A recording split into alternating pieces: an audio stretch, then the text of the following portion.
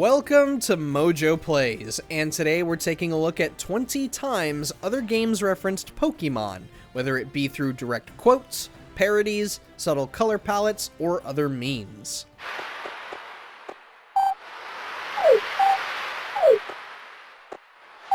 Before we begin, we publish new videos all week long, so be sure to subscribe to MojoPlays and ring the bell to be notified about our latest videos. Rune Factory 4. Where are my manners? My name is Forte. I serve the Holy Lady Ventuswil as her faithful Dragon Knight. The Rune Factory games hold a litany of different activities for players to partake in. However, those who spent enough time with Chlorica in RF4 might have stumbled upon this rather explicit nod to Pokemon. When talking about fishing, Chlorica shows a slight concern she has about fishing, saying, quote, "Fishing can be quite dangerous. Sometimes it's less tentacool and more tentacruel," end quote. Additionally, Dulce will make references by uttering "I choose you," commanding a thunderbolt attack, and talking a bit about different types of effectiveness, as he puts it. Really, a lot of love for the Pocket Monster franchise just in this single Rune Factory game. Digimon Story, Cyber Sleuth.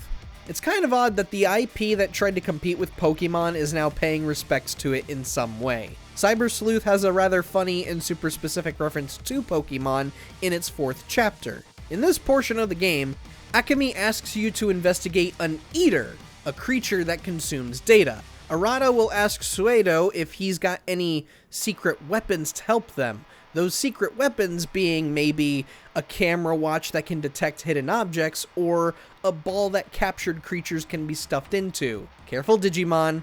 Having a spherical object that captures monsters might land you into legal trouble. Just look at Palworld. Them's fightin' herds. Promises, promises. Come, show me your power. In case you haven't played this fighting game before, you absolutely should. Them's Fightin' Herds boasts an excellent meter system that makes fights frenetic and encourages experimenting for crazy combos. As for the Pokemon references, you'll find them when choosing a color palette for some characters. Some of these color palettes reference pocket monsters such as Ponyta, Miltank, Go-Goat, Fennekin, and a handful of others. Them's Fightin' Herds is not the only fighter to pay respects in this fashion though, but we'll get to that other one later. Persona 5 Strikers. Such foolishness! Haven't the slightest idea what you've just walked into!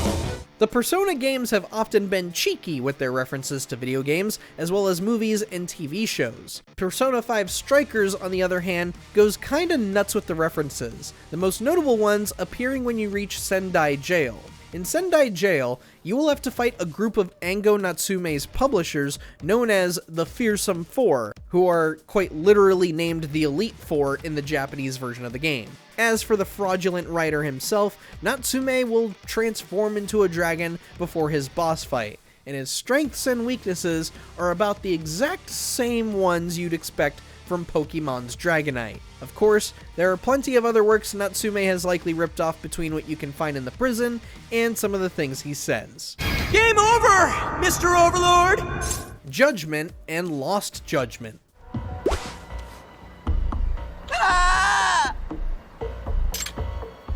Sega has shown quite a bit of love towards Pokemon, as we'll see now, and with one other entry later on. Judgment, however, is less of a direct reference and more of a profane parody.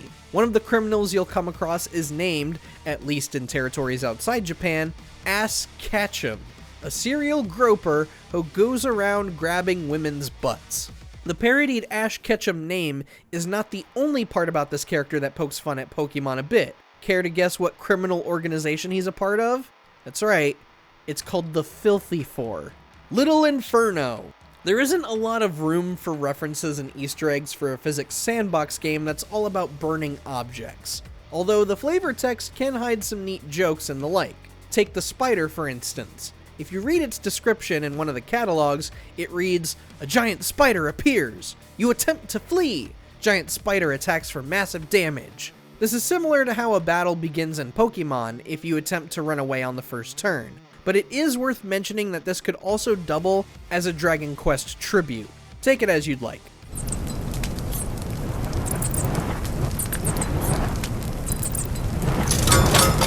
Payday 2. During its post-launch support, Payday 2 added a new playable character in 2018 named Joy. No, she is not a direct reference to Nurse Joy from the Pokemon anime, though she does spit out quotes like it's going out of style. In one of her calls talking to Control, Joy assures that the situation is completely fine and that she was just looking for Pokemon before asking, "You want to trade?" That's not the only explicit Pokemon reference in the game, though. Something about the Electra rodent mask looks awfully familiar, don't you think? Super Mario Galaxy. Super Mario Galaxy does house some planets and locations that resemble familiar objects, mostly ones you have seen in other Mario games. And that's kind of what makes Boyo-based Galaxy a bit bizarre, because one planet is from a completely different franchise. One of the areas you'll run around on looks exactly like a Pokeball. To this day, Nintendo has yet to provide some clarity as to why this was here. Skullgirls.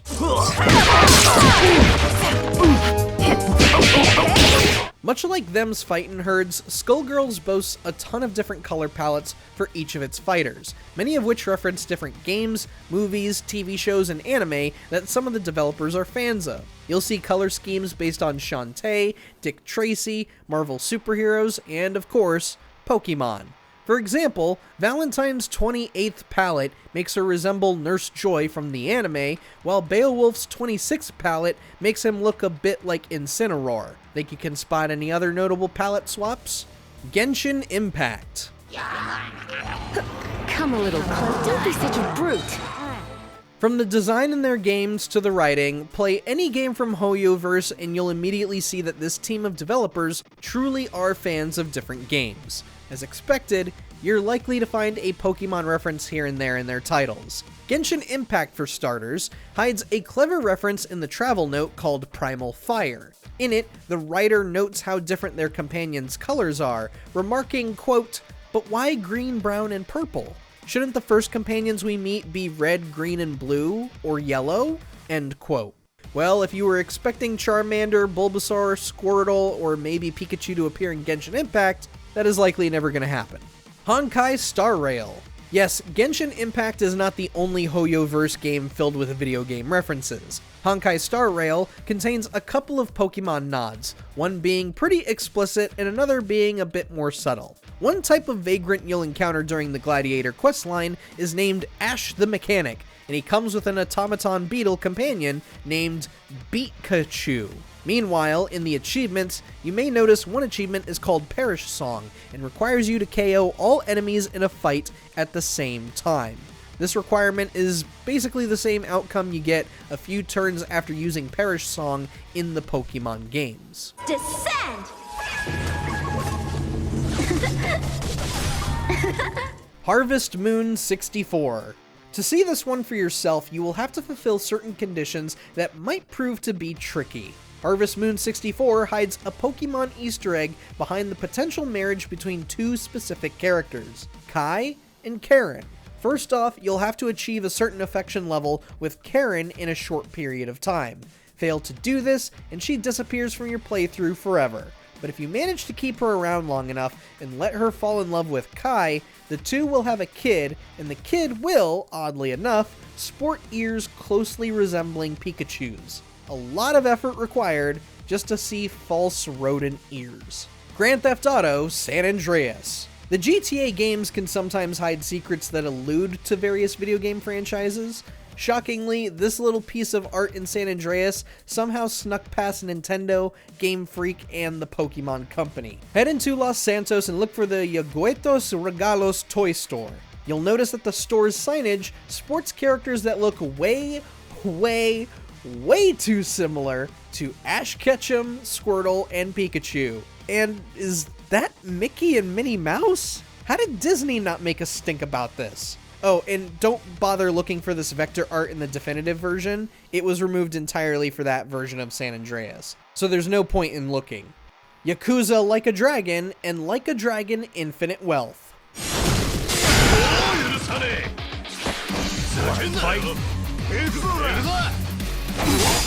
Going back into Sega territory, this may have been on some of your minds the second you saw this video upload. Yes, both Yakuza Like a Dragon and Like a Dragon Infinite Wealth have entire side modes dedicated to Pokemon as a parody. Ichiban must travel the area to fight and, quote-unquote, capture various criminals dubbed Sujimon. But unlike the franchise built on pocket monsters, you'll be sending out 3 Sujimons at a time to take on your opponent's own Sujimon. Capture as many as you can to bring down every challenger you come across and become the very best like no one ever was. Enter the Gungeon.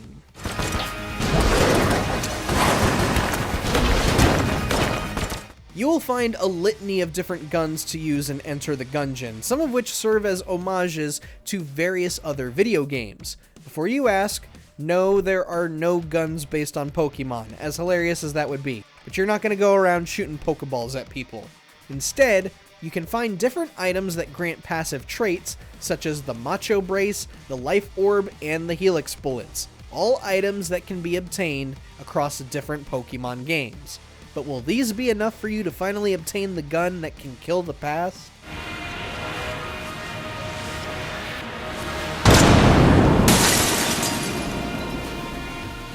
The Elder Scrolls III: Morrowind. There are an unnatural number of Pokemon references loaded into Morrowind.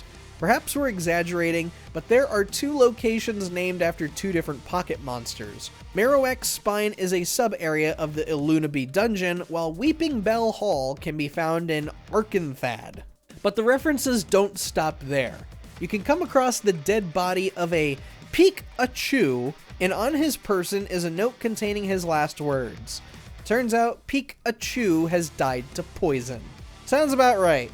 Danganronpa series. There are a couple of ways Danganronpa has mentioned Pokemon, both of them requiring you to go out of your way to spot them. Danganronpa 2 Goodbye Despair has an achievement called Gotta Raise 'em All that requires players to raise every type of virtual pet possible. As for Danganronpa V3 Killing Harmony, you'll have to start Angie's Love Across the Universe event, and she'll greet Shuichi with an Alola. Either she doesn't know how to say Aloha, or she's been playing too much of Pokemon Sun and Moon. Yaha!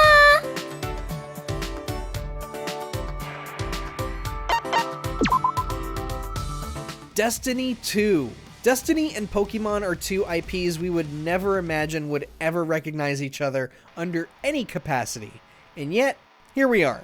Indeed, Destiny 2 pays respects to Pokemon, but not in the ways that you would probably expect. No, there is an emote called Investigative Dance, which is a tribute to the same dance featured in the 2019 Detective Pikachu movie. A surprising inclusion, considering a classic Team Rocket style pose would have sufficed. Way to go for a deeper cut, guys.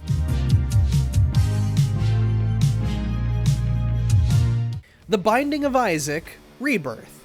Much like Enter the Gungeon, you'll come across many different items to help you in The Binding of Isaac. The Rebirth rendition specifically has 4 items that call back to classic Pokemon items: Pokego, Friendly Ball, TM Trainer, and the mysterious Missing No. Obviously, not all of these look exactly like the official versions, but they look similar enough to give the idea of what they really are.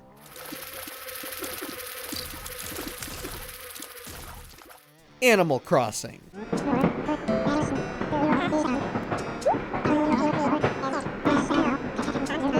Now, unfortunately, there are no official Pokemon items to get for your house or village. There aren't even any cosmetic items to dress your village up like a Pokemon trainer. The one item Animal Crossing has ever featured that's related to the RPG series is via a generalized icon.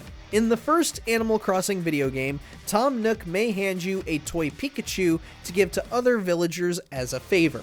Besides this, the closest we ever got to Animal Crossing featuring actual Pokemon items was during the days of the GBA e-reader. The Animal Crossing e-design cards featured a card that gave players a unique Pokeball patterned wallpaper. And that's it! We've gotten jack since. But tell us, did you spot any of these for yourself before watching this video? Let us know down in the comments below, and be sure to subscribe to MojoPlays for more great videos every day.